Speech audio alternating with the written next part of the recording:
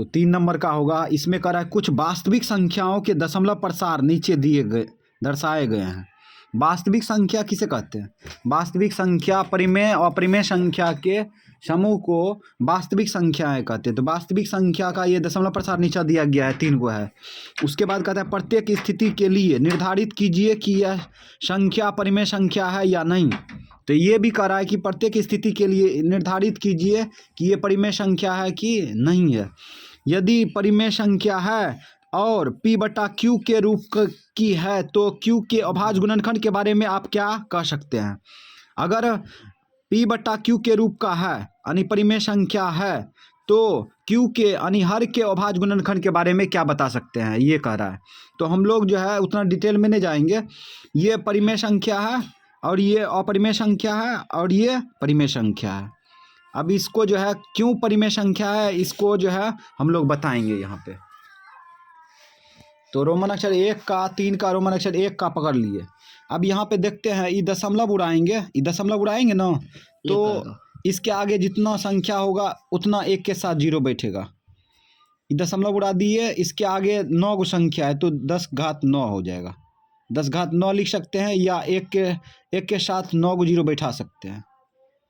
ठीक, अब यहाँ पे ये पता चल गया ये P बटा Q के रूप में लिखा गया। P बटा Q के रूप में लिखा गया। अब Q का अभाज्य गुणनखंड करेंगे तो 2 का 5 के घात वाला आएगा।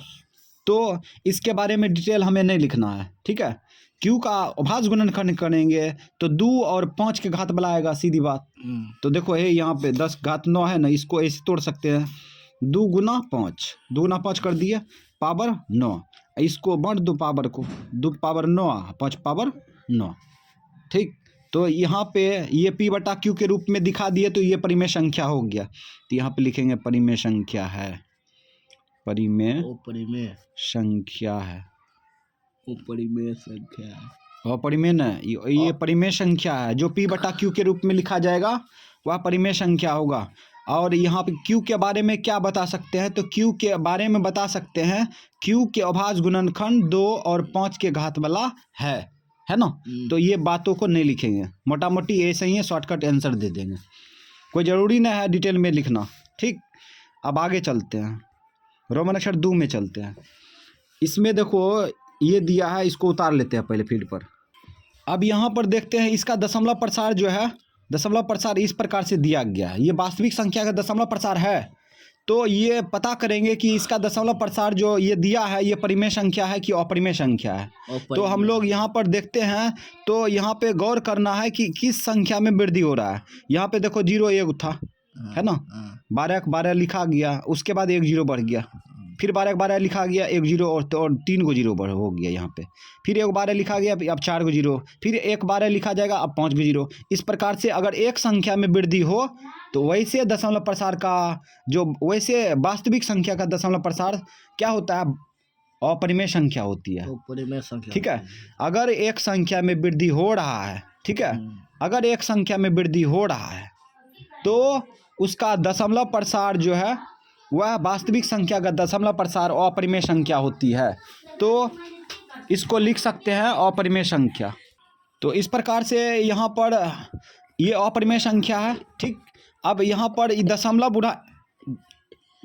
दशमलव उड़ाएंगे तो इसके आगे न जाने क्या 0 बैठेगा ये भी पता नहीं है। ठीक है, तो इस प्रकार की दशमलव प्रसार को, इसी प्रकार की दशमलव प्रसार को, इस प्रकार के वास्तविक संख्या के दशमलव प्रसार को अपरिमेय संख्या कहते हैं। ठीक है, तो यहाँ पे लिख देंगे अपरिमेय संख्या, अपरिमेय संख्या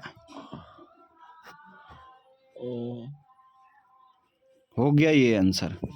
ठीक, हाँ, ज़्यादा कुछ इसमें सोचना ही नहीं है। ठीक है, काम से काम रखना है, ज़्यादा हीरो बनने, देखो इसमें कुछ भी नहीं करना है। Q के बारे में पूछेगा तो इसमें Q के बारे में क्या बता सकते हैं? इसमें Q के बारे में बता ही नहीं सकते हैं, काहे कि दशमलव उड़ाएंगे तो कितना 0 आएगा पता है? पता नहीं है, क्योंकि ये भाग लगते जाएगा और आगे बढ़ते जाएगा, ये रुकने का नाम ही नहीं लेगा। ये दशमलव प्रसार किस प्रकार का है? ये दशमलव प्रसार है अनबसानी अनावृत्ति। ठीक है, अनबसानी अनावृत्ति है दशमलव प्रसार। तो इसमें Q के बारे में कुछ नहीं बता सकते हैं। इसमें बता सकते हैं इसका दशमलव प्रसार और Q का अभाज्य गुणनखंड जो है 2 5 घात वाला है, ठीक है। हाँ इसका और ये वो अभी अभी जो आएगा इसमें तो हाँ इसमें नहीं होगा Q का अभाज्य गुणनखंड, इसमें दूसरे प्रकार का होगा। इसमें देखते हैं रोमन अक्षर 3 में। रोमन अक्षर 3 का देखो इस प्रकार का है, इसको P/Q के रूप में दिखा देंगे हाँ तो ये परिमेय संख्या हो जाएगा, हाँ, ठीक है। जो P/Q के रूप में नहीं दिखा सकते हैं उसको अपरिमेय संख्या कहते हैं, हाँ, ठीक है। हाँ, तो इसको P/Q के रूप में कैसे दिखाएंगे तो ध्यान दो इसको। यहाँ पे देखो इसको बनाने के लिए एक तरीका होता है, जैसे कि दशमलव के पहले कोई संख्या है तो उसको लिख लिया जाता है, समझो इधर। हाँ, दशमलव के पहले कोई संख्या रहेगा तो उसको लिख लेंगे और दशमलव को प्लस, ये रेकरिंग संबंधी है, दशमलव को प्लस समझेंगे। उसके बाद ये संख्या है ना जिस पर रेकरिंग है सबको उतार लेंगे। 1 2 3 4 5 6 7 8 9 उतार लिए। अब देखो जितना संख्या पर रेकरिंग है उतना बट्टा में 9 डालेंगे, उतना बट्टा में 9 डालेंगे। तो 1 2 3 4 5 6 7 8 9 9 को 9 आएगा, ठीक। अब सोचो इसका जो है हम लोग क्या करेंगे, एलसीएम लेंगे, एलसीएम लेंगे उसके बाद भिन्न के जोड़ बनाएंगे तो ये P/Q के रूप में आएगा ना, P/Q के रूप में आएगा, आएगा कि नहीं आएगा। इसको सॉल्व करेंगे एलसीएम लेके तो P/Q के रूप में आएगा ना। तो ये P/Q के रूप में दिखा दिए तो परिमेय होगा कि अपरिमेय, परिमेय होगा, ठीक है। तो यहाँ पे हो जाएगा परिमेय संख्या, परिमेय संख्या। अब इसमें कहता है, इसमें पूछेगा कि Q के अभाज्य गुणनखंड के बारे में क्या बता सकते हैं, तो इसमें बताएंगे 2 5 के अलावा किसी अन्य अभाज्य संख्या का गुणनखंड आएगा, इसमें आएगा ना। इसका अच्छा 9 को फैक्टर करेंगे तो आएगा 2 5 के घात वाला आएगा, कभी नहीं आएगा। तो इसके अलावा आएगा किसी अभाज्य गुणनखंड, किसी अन्य संख्या का अभाज्य गुणनखंड आएगा। 2 5 के अलावा किसी अन्य अभाज्य संख्या का गुणनखंड आएगा, समझ गया। तो इस तीनों में देखते हैं तो Q के बारे में इसी में बता सकते हैं कि 2 और 5 के घात वाला है, ठीक है। तो इसमें Q के बारे में बता ही नहीं सकते हैं क्योंकि अपरिमेय संख्या P/Q के रूप में लिखा नहीं जाता है, ठीक है। इसमें बता सकते हैं Q के बारे में, इसका अभाज्य गुणनखंड 2 5 के अलावा किसी अन्य अभाज्य संख्या का गुणनखंड है, समझ गया। तो ये खत्म हो गया।